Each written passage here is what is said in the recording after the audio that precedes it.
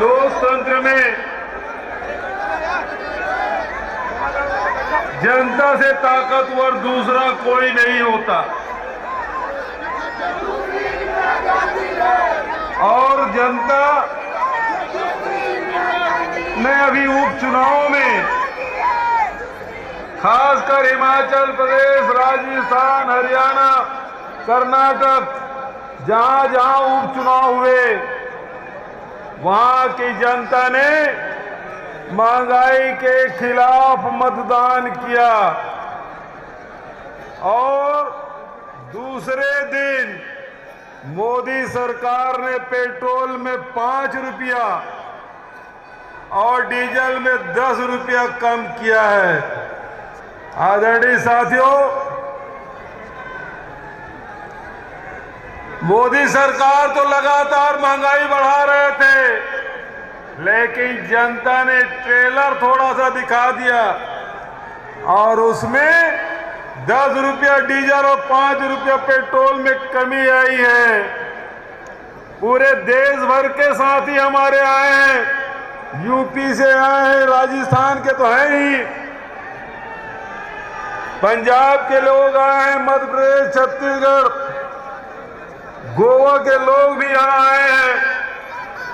मैं उन साथियों से कहना चाहता हूं, महंगाई ये कम करने वाले नहीं हैं, लेकिन जनता इन 5 राज्यों में जहां चुनाव हो रहे हैं वहां यदि भारतीय जनता पार्टी को हरा दिए तो फिर डीजल और पेट्रोल यूपीए सरकार के समय जो कीमत थी उस दर पे आ जाएगा। महंगाई कम करना है तो भारतीय जनता पार्टी को हराना होगा।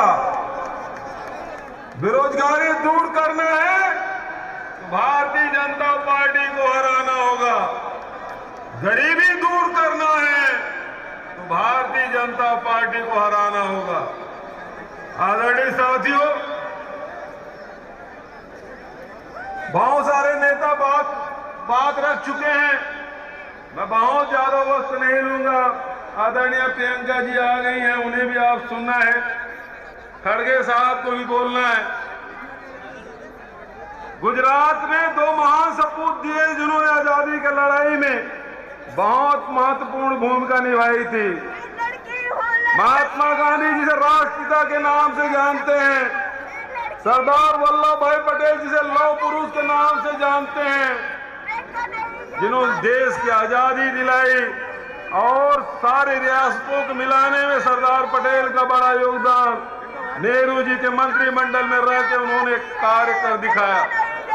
लेकिन अभी गुजरात में 4 और दिए हैं, 2 बेचने वाले और 2 खरीदने वाले। इससे बच के रहना है, देश को बचाना है तो 4 से सावधान रहना होगा। आदरणीय साथियों, आज मैं कहना चाहता हूं कि राहुल जी ने बार बार भारत सरकार को चिताया कि नोटबंदी से काले धन वापस आने वाले नहीं हैं, बल्कि देश की अर्थव्यवस्था चौपट हो जाएगी। राहुल जी ने जीएसटी लागू हुआ तब भी उन्होंने कहा था ये जीएसटी जिस प्रकार से लागू कर रहे हो इससे व्यापार चौपट हो जाएगा।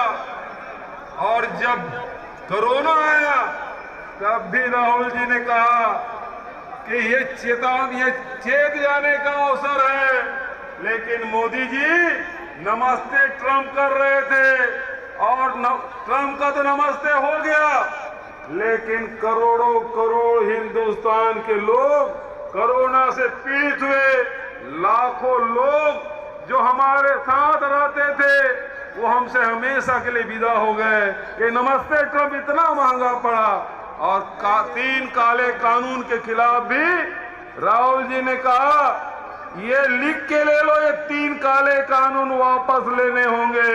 और आज आप देख लीजिए, जो मोदी जी कभी ठलुआ कहते थे, कभी आतंकवादी कहते थे, कभी आंदोलनजीवी कहते थे, 14 महीना बाद राहुल जी ने जो कहा कि कानून वापस लेने होंगे और भारतीय जनता पार्टी की केंद्र सरकार को जो थूका हुआ उसे चाटना पड़ा और 3 काले कानून वापस लेने पड़े। ये ताकत है यहाँ के किसानों की, ये ताकत है राहुल जी की, ये ताकत है आप सबकी। तो आप में वो शक्ति है, उस शक्ति को पहचानने की जरूरत है। और केंद्र में बैठे हुए भ्रष्ट सरकार को उखाड़ फेंकने का अवसर है। मैं बहुत ज्यादा और न करते हुए आप सबको प्रणाम करते हुए और ये आह्वान करते हुए कि राहुल जी के, सोनिया जी के, प्रियंका जी के नेतृत्व में हम सब इस तिरंगे झंडे के नीचे एकजुट हों और इस भ्रष्ट सरकार को उखाड़ फेंके, यही आह्वान करते हुए आपसे विदा लेता हूं। धन्यवाद। जय हिंद।